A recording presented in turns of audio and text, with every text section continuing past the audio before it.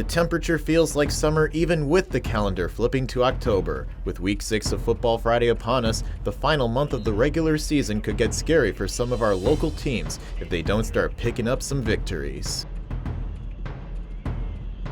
The Neuqua Valley Wildcats picked up a much-needed win over Metea Valley a week ago. The Cats visit a tough Homewood Flossmore squad in hopes of evening up their record at 3-3.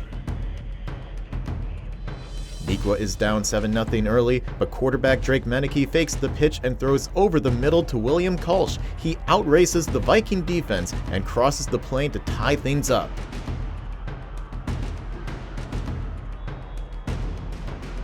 On the next Wildcat possession, trailing 14-7, Metea fakes the pitch and loads up again. This time he connects with Ben Stefanski over the middle, who takes it to the house for a 59-yard score to tie it back up at 14.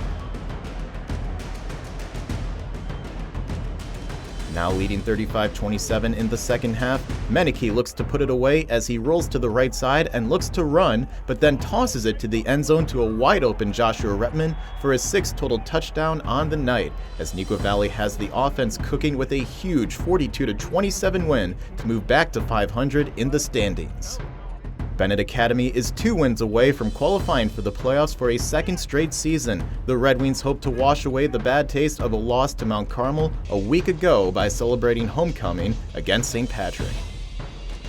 Benet leads 10-7 late in the second until quarterback Ben Clevenger finds a wide-open Luca Diomede over the middle as he leaks into the flat, and with no one around him, he strolls in for the touchdown as Benet leads 17-10 at halftime.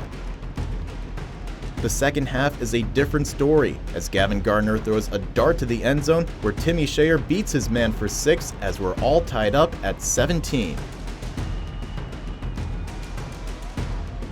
On the next Shamrocks possession near midfield, the give is to Jaden Miranda and he busts one up the gut into green grass, taking it all the way for a 52-yard touchdown run to put St. Patrick back in front. Benet tries to counter as Clevenger hooks up with Diomede again, this time taking the 50-50 ball for a 29-yard touchdown catch to cut the deficit to 32-24.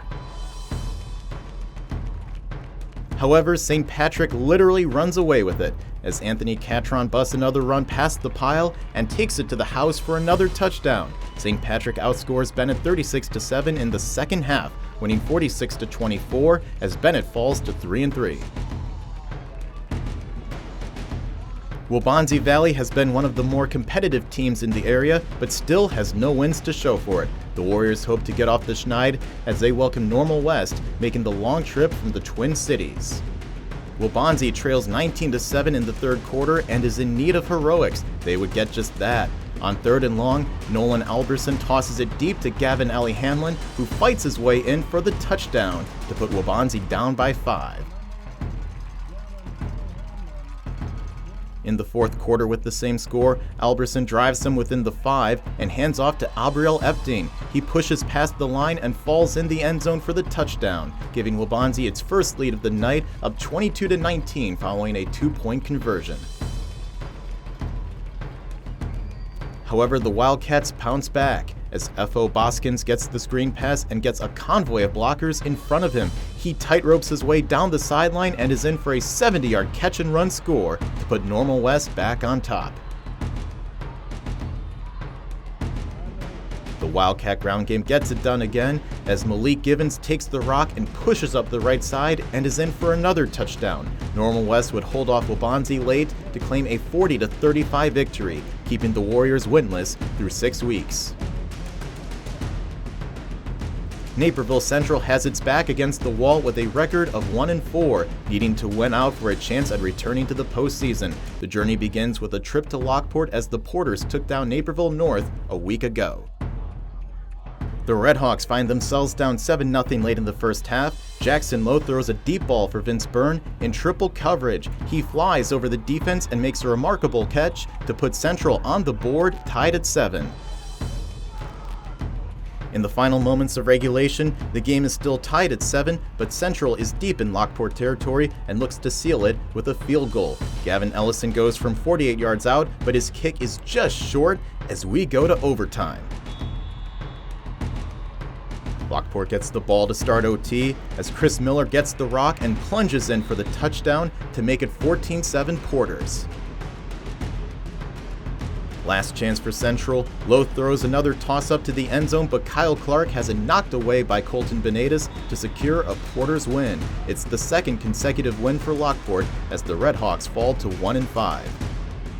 Metea Valley football has shown a lot of improvement this fall, but the Mustangs face their toughest test of the season on the road at Lincoln Way East. The Griffins have crushed all comers over the first 5 weeks behind one of the more well-balanced rosters in the state.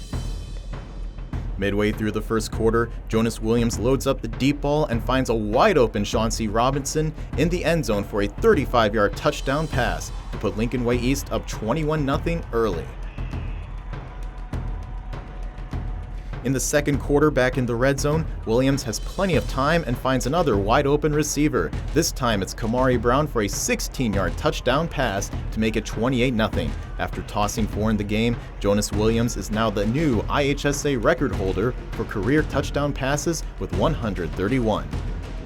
Metea would get in on the highlights. Down at the 2-yard line, Charlie Larson gets the direct snap and pushes in for the touchdown to get the Mustangs on the board. It's too little too late as Lincoln Way East cruises to a 42-6 win, handing Metea a 4th consecutive loss. Unfortunately, technical issues prevented us from bringing you highlights of the Naperville North vs. Sandburg game.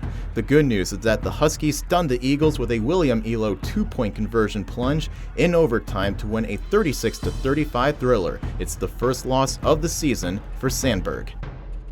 With 3 weeks left to go in the regular season, we find 3 of our teams at 500 in Benet, Naperville North, and Neuqua Valley. Metea is still mathematically alive at 2-4, but needs to gain momentum before the postseason. While Naperville Central and Waubonsie Valley are out of playoff contention, they still want to finish the final 3 games on a high note.